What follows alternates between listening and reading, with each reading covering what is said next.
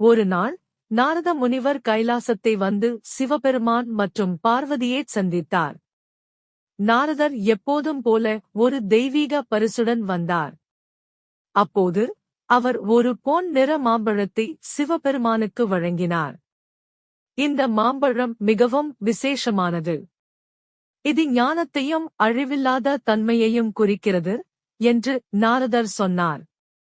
ஆனால் ஒரு நிபந்தனை இருந்தது. அந்த மாம்பழத்தை உடைத்து பகிர முடியாது. அது முழுமையாக ஒருவருக்கு தரப்பட வேண்டும். சிவபெருமான் யாருக்கு இந்த மாம்பழத்தை தருவது என்று குழப்பமானார். அவருடைய மகன்கள் விநாயகரும் முருகனும் இருவரும் அவனுக்கு சமமான அன்பினுடையவர்கள்.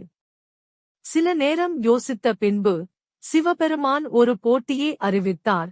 உலகத்தை 3 முறை சுற்றி முதலில் வருபவருக்கு இந்த மாம்பழத்தை தருவேன்.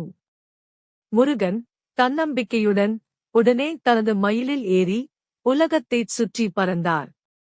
கடல்கள், மலைகள், காடுகள் எல்லாம் கடந்து வெற்றி பெறும் எண்ணத்துடன் முனைந்தார். மறுபுறம் விநாயகர் சிந்தனையுடனும் ஞானத்துடனும் உலகத்தை சுற்றுவதற்கு ஒரு வேறு வழி யோசித்தார். அவருடைய சிந்தனை என்னவெனில், சிவபெருமான் மற்றும் பார்வதி அவருடைய முழு உலகம். என் பெற்றோர்களை 3 முறை சுற்றினால் நான் உலகத்தை 3 முறை சுற்றியதாகவே ஆகும் என்று எண்ணினார். விநாயகர் சிவபெருமான் மற்றும் பார்வதியை மிகவும் பக்தியுடன் 3 முறை சுற்றினார். அப்போது சிவபெருமான் விநாயகரிடம் கேட்டார், நீ என்ன செய்கிறாய்?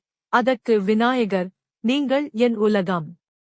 உங்களை சுற்றுவது என் உலகத்தைச் சுற்றுவதற்கு சமம் என்று விளக்கினார். சிவபெருமான் மற்றும் பார்வதி இந்த பதிலில் மிகவும் மகிழ்ந்தனர். அவர்கள் விநாயகரை வெற்றியாளராக அறிவித்தனர் மற்றும் மாம்பழத்தை அவருக்கு வழங்கினர். முருகன் உலகத்தை முழுவதும் சுற்றி திரும்பியபோது மாம்பழம் விநாயகரிடம் இருப்பதை பார்த்து அதிர்ச்சி அடைந்தார். நான் இவ்வளவு கஷ்டப்பட்டு உலகத்தை சுற்றினேன். எனக்கு பதிலாக விநாயகருக்கு மாம்பழம் கொடுக்கப்பட்டதா என்று கேள்வி கேட்டார்.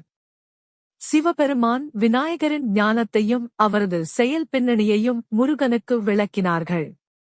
ஆனால் முருகன் மனம் வெதும்பி மலைப்பகுதியாகிய பழனிக்குச் சென்று தவ வாழ்வு நடத்தினார். அங்கு முருகன் தங்க அணிகலன்களையும் அரச ஒப்புமைகளையும் துறந்து ஒரு சாமியாராக வாழத் தொடங்கினார். அவரது பக்தியும் தியாகமும் இன்று வரை பழனி முருகன் கோவிலில் பக்தர்களால் வணங்கப்படுகின்றன.